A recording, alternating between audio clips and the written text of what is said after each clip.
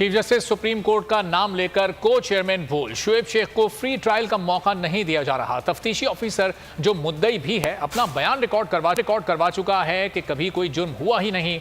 Exact जो कुछ कर रहा है सब लीगल था।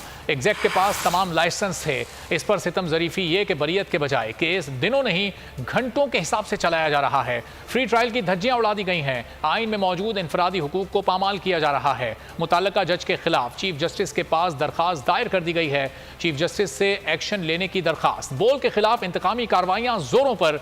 बोल का अदलिया की इज्जत के लिए खड़े रहने का आज़म। कोर्ट चेयरमैन बोल शुएब अहमद शेख ने एग्जैक्ट केस में होने वाले मजालिम का जिक्र किया कि किस तरीके से कानून और आइन की धज्जियां उड़ाई गईं। एक इल्जाम पर 2 FIR काटी गईं, एक कराची और एक इस्लामाबाद में। ये मैं नहीं कह रहा ये एक ही इल्ज़ाम है, ये इस्लामाबाद का IO जो तफ्तीशी अफसर है वो कह रहा है।